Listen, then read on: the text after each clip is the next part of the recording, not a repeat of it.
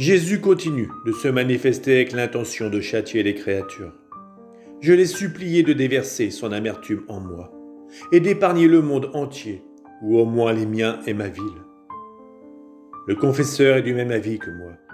Quelque peu, conquis par nos prières, Jésus a versé en moi un peu d'amertume de sa bouche, mais non la coupe de sang mentionnée plus haut.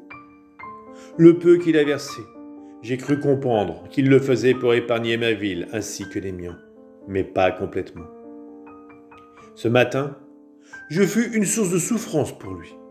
Comme il avait l'air plus calme après avoir versé une partie de son amertume en moi, je lui ai dit sans trop réfléchir : « Mon aimable Jésus, je te prie de me libérer de l'ennui que je cause au confesseur en ayant à venir chaque jour.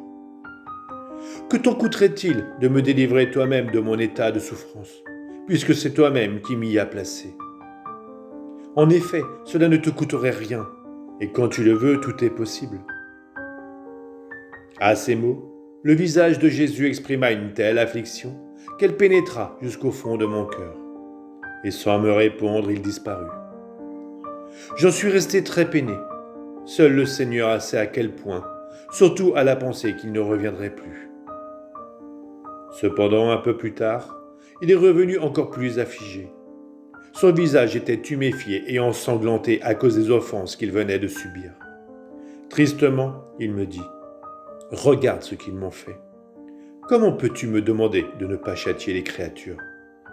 Les châtiments sont nécessaires afin de les humilier et de les empêcher de devenir encore plus arrogants. »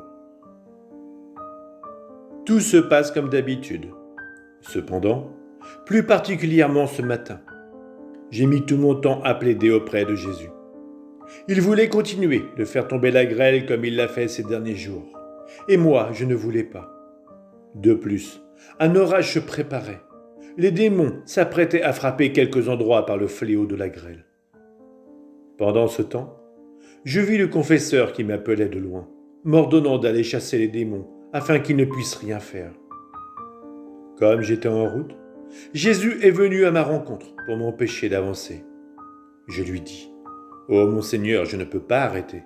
C'est l'obéissance qui m'appelle, et tu sais comme moi que je dois me soumettre à elle. » Jésus me répondit : « Eh bien, je le ferai à ta place. » Il commanda aux démons de s'en aller plus loin et de ne pas toucher pour l'instant aux terres appartenant à notre ville. Puis il me dit : « Allons. » Ainsi nous sommes revenus, moi dans mon lit et Jésus à mes côtés. En arrivant, il voulut se reposer, disant qu'il était très fatigué. Je l'ai interpellé en disant : « Que signifie ce sommeil ? Tu viens de me faire un bel acte d'obéissance et maintenant tu veux dormir. Est-ce là l'amour que tu me portes et ta façon de me contenter en tout ? Tu veux donc dormir ? Eh bien, tu peux dormir, pourvu que tu me donnes ta parole, que tu ne feras rien. » Désolé de me voir si mécontente, il me dit : « Ma fille, malgré tout, je veux te satisfaire.